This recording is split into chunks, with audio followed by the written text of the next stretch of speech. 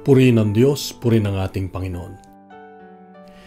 Kailan yung pagkakataon na feeling mo, pakiramdam mo ay mas magaling ka kay Lord magplano? Kung ilang beses mo nung nagawa ito, edi wow. Ang Diyos ay nakakatawa. Noong ako'y magsimulang mag-abroad bilang OFW, ang unang napuntahan ko ay China at Hong Kong. Dito, naranasan ko yung matinding hirap, lalo pagdating sa boss.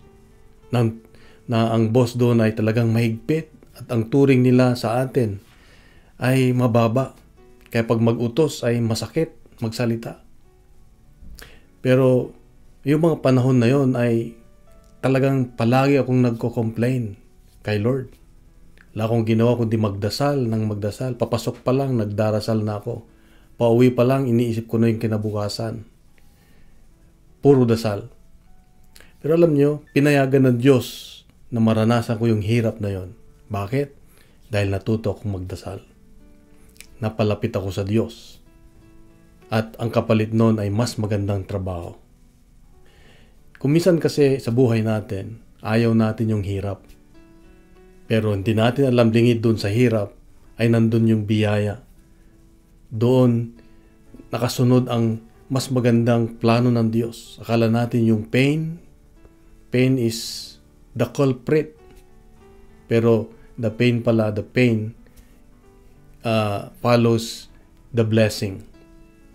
Behind the pain is a blessing, sabi nga. Dito sa Ebanghelyo ngayon makita natin na nung sinabi ni Jesus na siya ay mamamatay, maghihirap, si Pedro nagmagaling. Sabi niya, hindi mangyayari yan. Lord, sabi niya, hindi mangyayari. Kaya sabi ni Jesus, get behind me, Satan. Ang akala ni Pedro, puro kaligayahan. Ang akala ni Pedro, puro corona, maging hari si Jesus. Ayaw niya ng kamatayan ni Jesus. Ayaw niya ng hirap. So, ganun din tayo. Kung ayaw natin ng hirap, walang glory, walang tunay na kagalakan. Kaya nga, pag meron kang pinagdadaanan ngayon kapatid, isa lang ang pinapalala ng Diyos sa yan. Harapin mo, tanggapin mo, buhatin mo ang iyong krus, at sa dulo ay may naghihintay na kagalakan. May naghihintay na biyaya. May mga pagkakataon na pinapayagan ng Diyos ang mga pagsubok na yan para mas maganda pa ang ating pagkatao. Mas maganda pa yung ating karakter. At matututo tayong lumapit sa Diyos.